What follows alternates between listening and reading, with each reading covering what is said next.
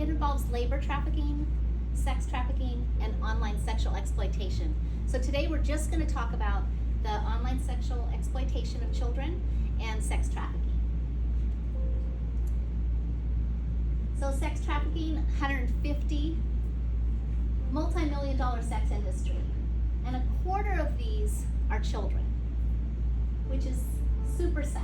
And this is the definition when it talks of forced into sexual acts, usually non-consensual, in the form of sex slavery. So we have 1 million children, mainly girls, but boys are also tremendously affected by the sex trafficking. I was introduced to this term, online sexual exploitation of children. That's what OSEC stands for, because I'm a short-term missionary, and our church, Liberty, goes on short-term missions, and I got to go to a safe home that we help support in Cebu, Philippines. And these little feet here belong to the little girls. The first time that I went, there was 24 girls, and they said 12 little girls, 12 big girls. Now get this, 12 were under 6 years old. In the other 12 were between 6 and 12. I'm sorry. It has grown so much during COVID. It's like a perfect storm with people's finances all over the place. Children are trapped in the homes with their predators.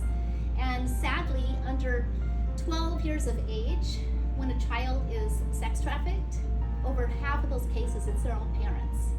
So it's either whoever has access to the little child. So it would be a parent, maybe a grandparent even, an auntie, an uncle, maybe a daycare provider. This here, we're gonna listen in a minute, but first, so I went to the Cure Foundation, is the name of the place that I went to, but we lovingly call it Rancho. It's a really beautiful green mountain. These kids are very well taken care of. It's terrible what happened to them, but the good news is that they're rescued and they are taken out of that situation, and they have homeschool, and they have church, and they have someone who cooks for them. They have house mothers who love them and take care of them consistently, and they have each other, which is their own family now. They have a good time together. They do lots of singing and lots of dancing and artwork and anything that any of your little siblings would be doing. And so I met this girl, and I named her Chrysanthemum because we changed all their names to protect the innocent to names of flowers. So she picked the name Chrysanthemum. The first day that I went there, there was all these little pink chairs lined up, the little tiny pink chairs, plastic chairs, and all 24 little girls were there. And she was so beautiful, and she was sitting on her hands, very quiet. And I learned later that her and 5 others had just been rescued a couple hours prior. So it was traumatic to be trafficked, but it was also traumatic to be taken out of the home and away from the only family who's raised you. And so we're going to hear a little bit about her story now.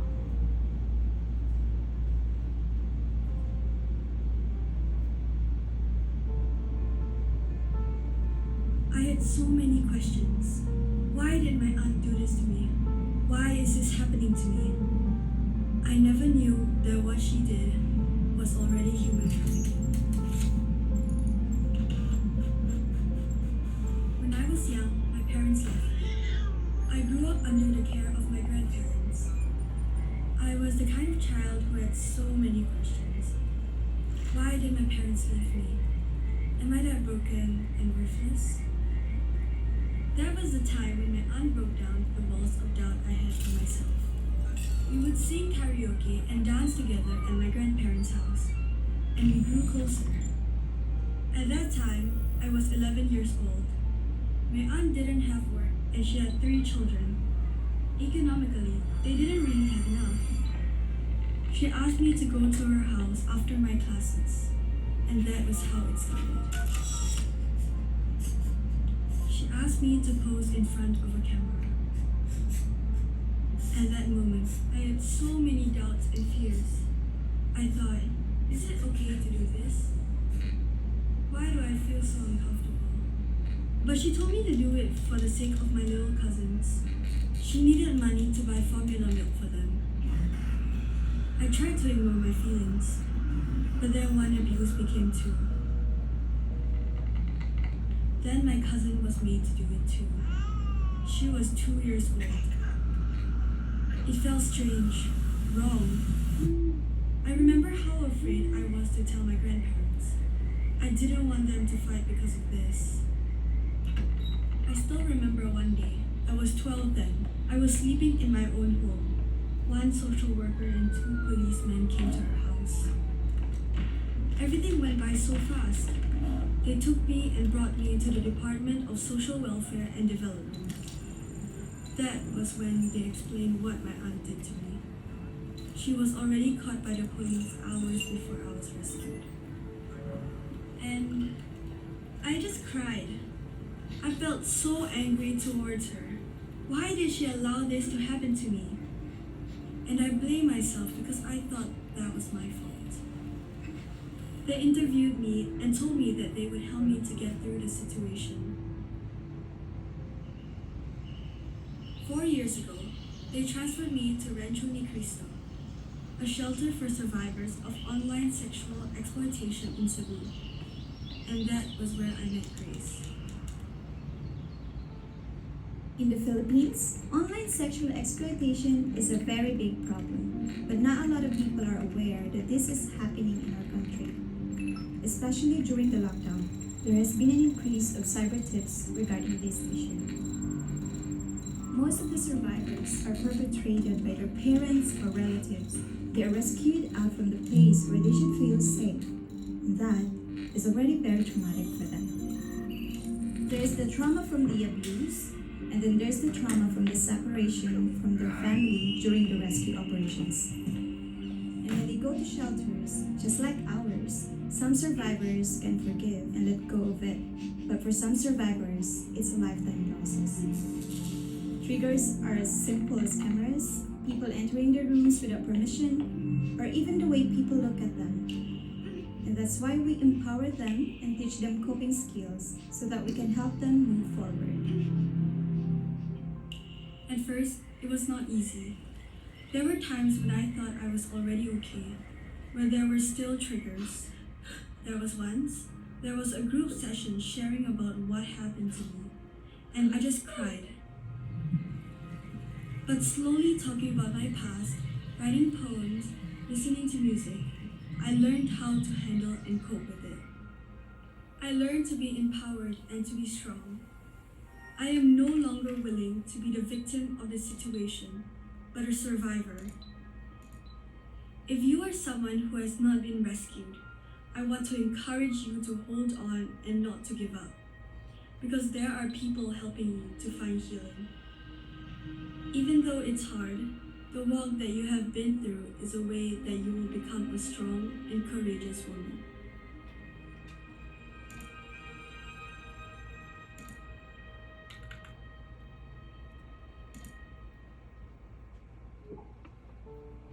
So, no, that was hard to watch.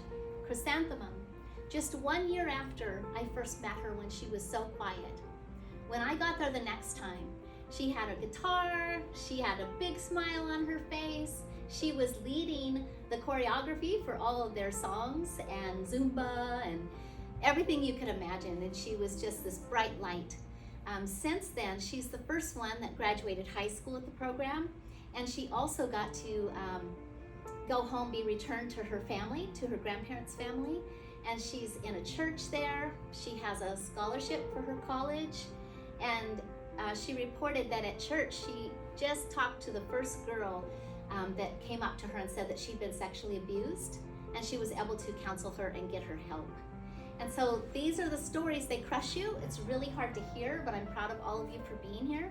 It's a very tough subject to listen to, but you can be a part in being able to end this as well. You know that picture that I took in the beginning of the little feet?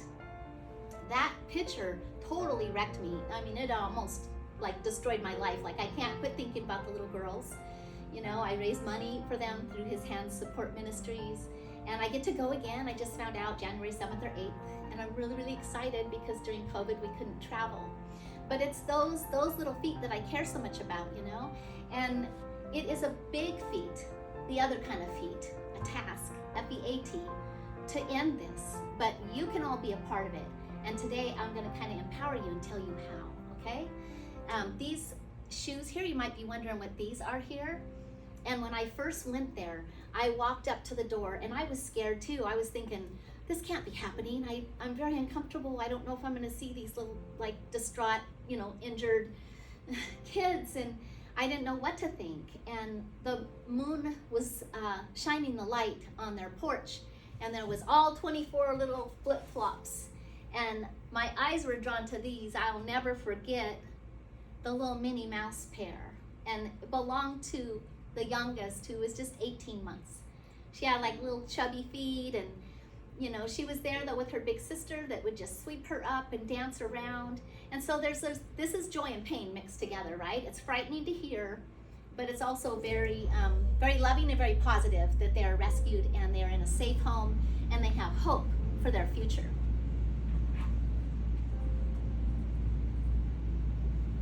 So these are ways that predators can lure you in. And that's what we're going to talk about today to empower you as high school students.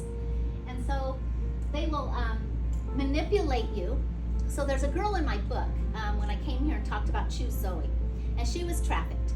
And the way that it happened are some of these very similar ways. It was two high school girls that told her, oh, hey, there's this guy. He'll buy you nice clothes. He'll help you get books for school. You can get your nails done and things like that. And she'd been a former displaced girl. Her parents, her mother had left her at the hospital when she was just 2 days old, and she was in a foster care system. And so it is many, many females that will get other females into the trafficking game. Like they'll tell each other at school, this is how you can make some money. Well, they give you this fake affection too. They're very nice to you. And I was surprised when I interviewed the head of human trafficking in San Francisco, the investigator there. I was so surprised at how many of these types of people can be very handsome or very beautiful if they're female. And so it will shock you. It's they've got that good personality. It's kind of like the kid that would get prom king or something, right? And so they're able to befriend you. And then with the female, they'll start giving her lots of compliments, lots of like fake, oh, you're beautiful and I love yous. And it's something that they've been searching for, because a lot of times when you're, between the ages of like 14 and 17, like you're longing for that kind of attention or that kind of affection. And so that's what they will provide for you. They'll tell you that they'll give you a better life and gifts, and because young ladies are sometimes naive, or young guys as well, they will fall into this trap. And these are some of the red flags. So if you see these type of tattoos on someone, barcodes, or it'll even say property of Sam, whatever the guy's name is. And this one here, you'll see a lot of like crowns with the initials. And when other perpetrators and predators and pimps see this, they know that this child or this young person belongs to them, and that's like hands off. So sometimes you'll notice if you ever have a friend at school and maybe she used to not have very many clothes, all of a sudden there's like these unexplained brand new clothes, or maybe she's got those tattoos, or her boyfriend is older. She's got an older boyfriend. New unexplained injuries, because sometimes you will get like burned or cut or something to kind of manipulate you and scare you and force you into this type of life and into not telling people who will care about you and try to get you out. New behaviors, you might see someone that becomes anxious or depressive. Paranoia is a big one. And this person always doesn't want to be at home anymore.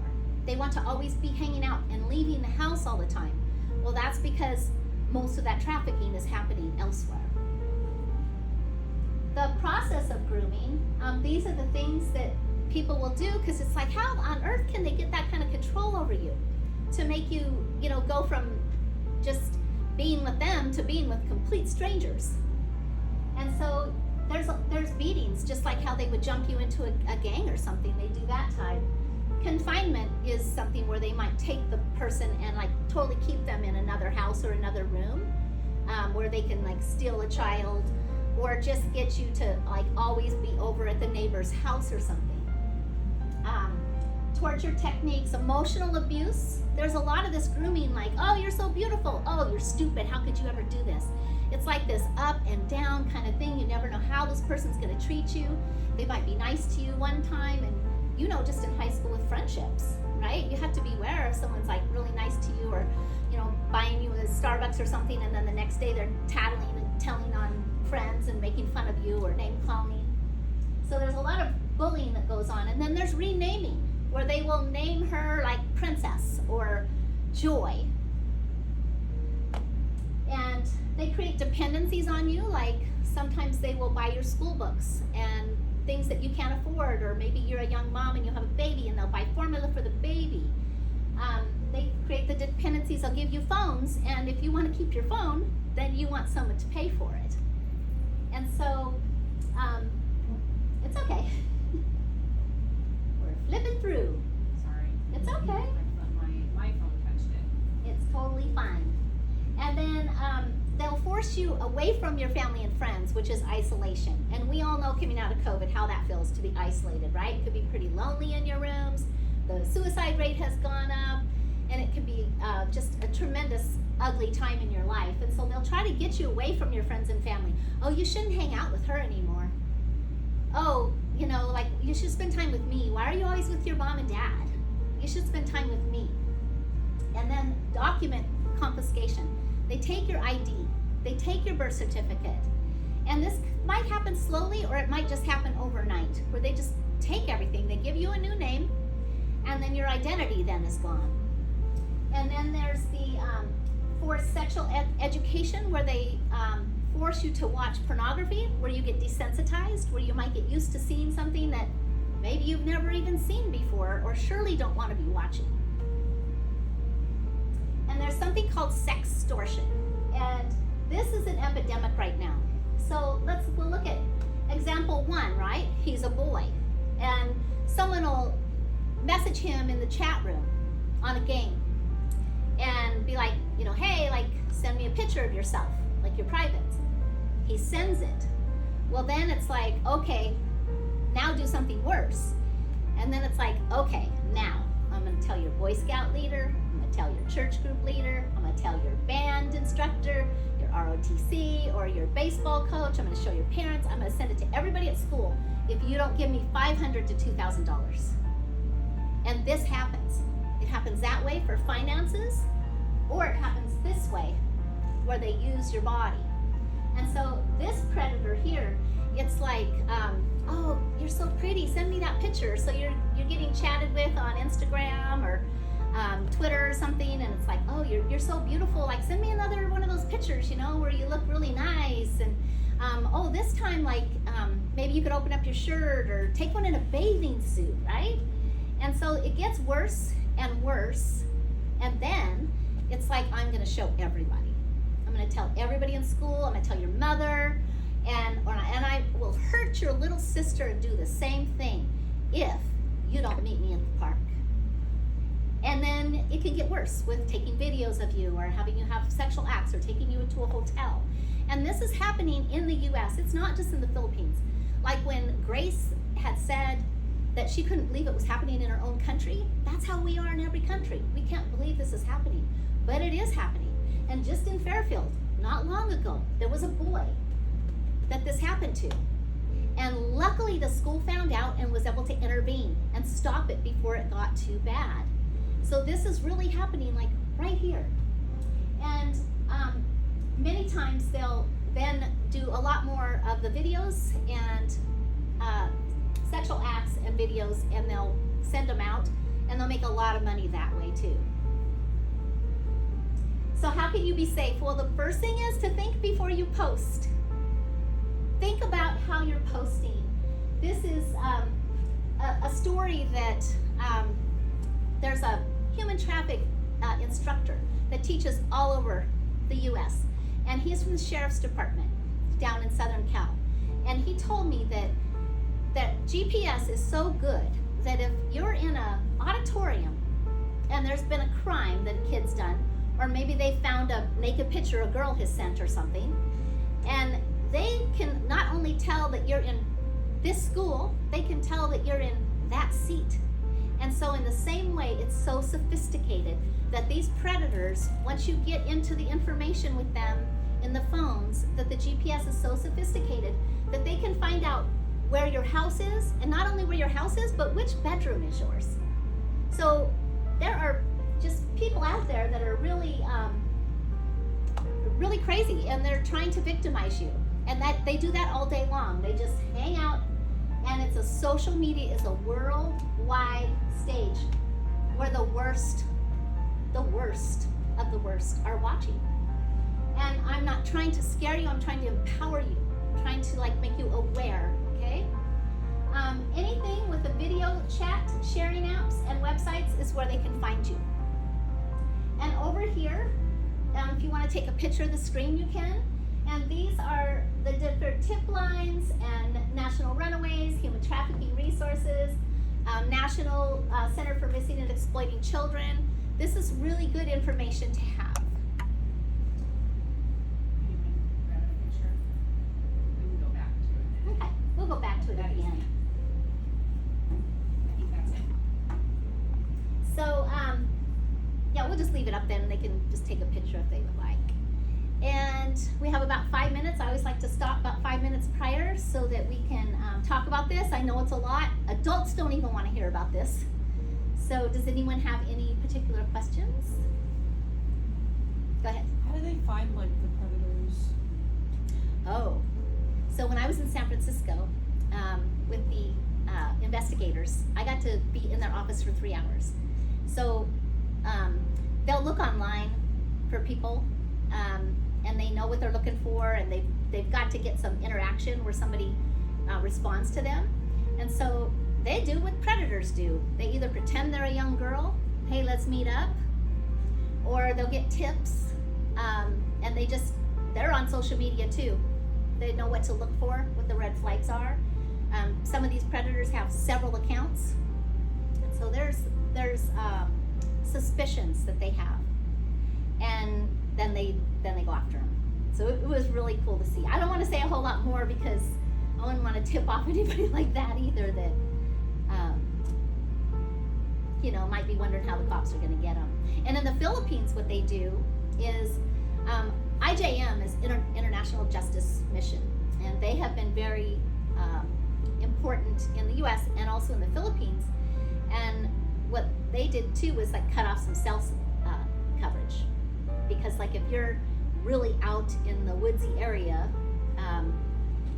with your computer and you have a young girl, then there will be people watching. Hey, there's some Caucasians coming or something, and then they can shut down the communications. So technology is how they do it, and technology is also how Intel does it, and Intel is way smarter. Any other questions? I had heard, I don't know if you've ever heard of Operation Underground. Yes. Railway Yes. Rescue with Tim Ballard. Yes. I heard him talk one time, and he said that he had quit his job as whatever he was, FBI or something like that, because here in the United States, to catch the guys legally, there's too much red tape. And so it was better not to work for a government agency, that you didn't have all of the rules that you had to follow. And I feel like also that they do a lot of their rescues internationally, maybe because that's also not only him not acting as a government employee on our own soil, but also him on another soil, which of course that impacts everybody, because Yes. a lot of times sex traffickers are our own children, but a lot of times they're also from other countries. Exactly. Yeah, I sat with someone from that organization on a plane ride just last month, and it was incredible to hear. So countries are different. They're in Cambodia, they're in Africa, they're all over, and they're just an incredible people. And some of them do the technology part, where they do the search and rescue, and then the local police are the ones that do the rescues. It's different in every country depending on who wants or what kind of help that they need. But yeah, they are tremendous. They're doing a tremendous work here in the U.S. and in lots of countries.